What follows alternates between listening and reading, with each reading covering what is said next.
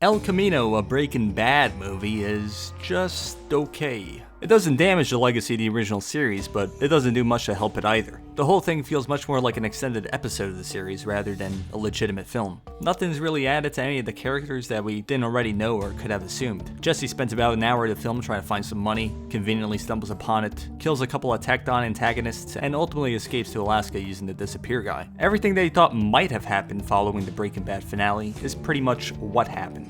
Be honest, I kind of saw this thing coming. I mean, well, not exactly, but kind of. There's nothing inherently wrong with a somewhat predictable story, but there's no character stuff to latch onto either in this film. Nothing too interesting occurs in the entire 2-hour runtime, 30% of which consists of flashbacks, with many of them being randomly inserted into the story and included for the sole sake of having some fan service with iconic characters.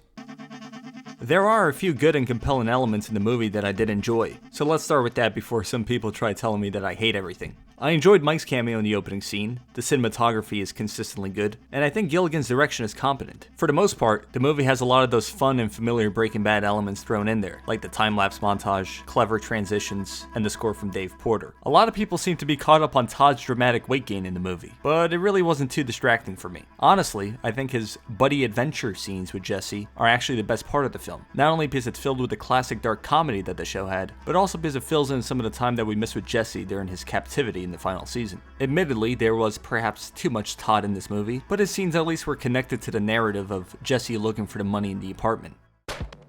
There's quite a lot to say about Jesse's character in this film. I think Jesse works best when he has someone else to bounce off of, like Walt or Mike in Breaking Bad, or Todd in this film. While Aaron Paul delivered a perfectly fine performance in this film, I don't think he's great at holding something together solely by himself for an extended period of time. Him creeping around and looking depressed all the time gets a bit old. Not to mention how he suddenly drops his PTSD act once he shaves his head in the beginning. Like, this dude really went from drawing a gun on his two best friends to driving down a road with a smile on his face just a couple days later. Speaking of his trauma, scenes like him being abused in the flashback with Neil the welder felt unneeded. We already knew that he had it bad while being forced to cook for Jack's gang. Got it. Neil the welder and his crew also seem like completely tacked on bad guys, and are redundant to a large extent too. Like in Felina, Walt shot up Jack's gang, and Jesse strangled Todd. They already had their revenge on those types of characters. We didn't really need more people associated with Jack's gang to be introduced in this movie. Going into the film, I thought it would focus more on Jesse evading the law, and maybe he would be challenged and have to make tough moral choices in order to secure his path to freedom. But instead, the main goal of the film is use disappear guy, and the obstacle is need money. Not that you necessarily need some complex plot, but Jesse's a very static character the entire film, so it doesn't really work as an interesting character study or transformation either.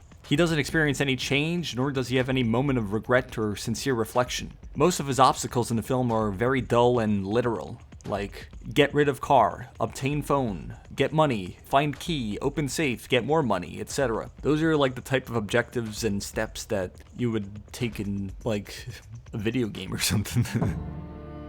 As alluded to earlier, there are a lot of aspects of El Camino which feel redundant to what we've already seen or know from Breaking Bad. Case in point, Ed the disappear guy. We know that he has very precise rules and is very low key, but for some reason we have a 13-minute scene reiterating those points. Despite them spending so long with the scene, Ed not accepting the $248,200 of the $250K that Jesse offered him still manages to feel very contrived. On this note, if Ed did accept Jesse's money in this scene, I guess Jesse would have been absolutely broke going into Alaska, which wouldn't have been very nice for him. So at this point, Jesse's main goal in the third act is to gather a measly $1,800. Maybe rob a convenience store, call Skinny Pete on the burner phone and see if him and Badger could get you some more money, look around your parents' home for some spare cash or valuables to sell. No, I think I'll kindly ask the guy who I somehow managed to rip off at Todd's apartment, despite having absolutely no leverage at the time, and I'll ask him for a little more charity. And if he says no, I'll just hope that he has his money in that room. I don't want to be too nitpicky here, but it seems a bit silly. And it's really all just an excuse for Gilligan to give his best shot at a Leone-esque Western showdown, followed by Jesse blowing up the entire complex for some inexplicable reason. Maybe a large explosion is supposed to signal to the audience that this is the climax of the film. I wouldn't blame them if that's the case, because a shootout with characters who were introduced only 40 minutes earlier in the film is not exactly epic.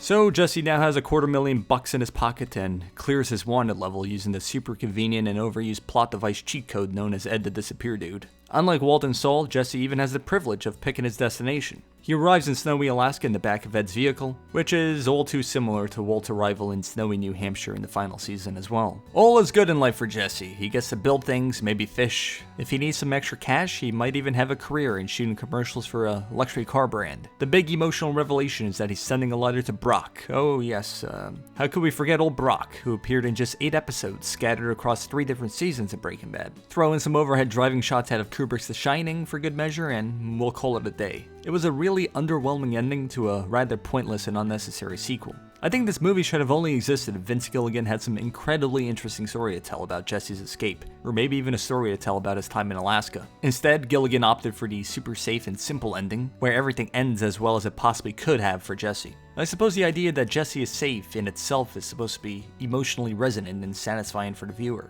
because the ending gives you nothing else to work with otherwise. The thing is, we could have assumed that much of this happened to Jesse based on his final shot in Felina. He was saved by Walt, respectfully nodded toward him in acknowledgement of everything they've been through together, and then he expresses his cathartic liberation when he screams and drives through the gate that he had been trapped behind for so long. We could have rightfully speculated that he had gone away and kept a low profile somewhere. I suppose his ending in Felina wasn't complete closure, but isn't him in Alaska arguably just as open-ended? In reality, Jesse would be paranoid and always looking over his shoulder, kinda like Saul in Nebraska as shown in the flash-forwards in Better Call Saul. Not to mention the loneliness, guilt, and trauma that he would have to live with for the rest of his life. But the movie wants you to think, I guess, that he's gonna live a pleasant, worry-free, fulfilling life off the grid, and I'm left wondering if there was a larger point to the ending. You know what, forget it. I don't have a larger point. I also had a couple of other minor issues, one of them being Walter White's cameo, which I found to be pretty disappointing. His bald cap was pretty silly looking right off the bat, in addition to his voice being very somber as well later on. It almost felt like Bryan Cranston was playing his character in an SNL skit or something. Then the dialogue between Walt and Jesse felt forced, and like it was written by a fan of the show who studied the structure of a classic Breaking Bad scene, and then tried replicating it themselves. Like Jesse shouts his catchphrase, "Yeah, bitch." Then there's a sincere exchange between the two of them, then a part where Jesse says something dumb and Walt has to correct him, followed by Walt underestimating Jesse and Jesse being offended by that. The scene also felt reminiscent of the flashback in the RV during the final season, where even back then, Aaron Paul looked like he was too old to play Jesse from the earlier seasons. Additionally, some of the dialogue and Easter eggs in the movie are a little too self-referential. For example, old Joe referencing the magnet scene from season 5 seems very on the nose, and almost like the character knows that it was an iconic Breaking Bad moment. Magnets! Yeah? That was a good one. I don't hate this film, but I'm left wondering why it was even made. Money, I gotta say. I think the end destination for Jesse's character in Alaska was a premise which really interested both Vince Gilligan and Aaron Paul, and they were sort of fixated on that aspect and prioritized it over his journey and escape. Years ago, both of them even said in like an interview or AMA or something that Jesse got away and went to Alaska, and the movie almost seems like closure for the two of them more so than anyone else. You almost knew that there was no chance of a tragic scene where Jesse died or was imprisoned, because that would tamper too much with the original ending of the show and upset fans. Apparently there were 2 alternate endings that Gilligan had in mind early on while writing El Camino. One ending consisted of Jesse narrating the letter that he wrote to Brock at the end, which would have been pretty silly, but it might have added some more emotion to that scene and allowed Jesse to reflect on his past life a bit more. Then the other alternate ending was Jesse ending up in a jail cell during the final scene, which Gilligan ended up pitching to the former Breaking Bad writers' room, and they rightfully told him that he would be tarred and feathered if he gave Jesse such a bad ending. Speaking of the writers' room from Breaking Bad, they were obviously crucial to the show's success and brought a lot of different perspectives and ideas to the show. I think the movie would have benefited from Gilligan blocking it out with many of the same writers, and then going to write the script based on those ideas on his own. But I imagine Gilligan wanted to be a big shot and have a sole writing credit for this film. And I think the movie pays for it, as there's an unusually high occurrence of unbelievable character motivations, hit and miss dialogue, and just a poorly paced story where a lot of the tension is undermined by constant cutting to flashbacks. I think the movie puzzles me more than anything, because I just expected more out of Gilligan and the crew involved. It's a competently shot and well acted movie. It's probably something Gilligan could add to his resume and maybe become a director for hire for some bigger budget films, but there really wasn't any story in this film which justified making a sequel after all these years. I still have respect for Gilligan and like him quite a bit, so I'll end the video with some friendly advice for him. Lately, I'm thinking I might like to try some new paint. This stuff is starting to feel pretty tired.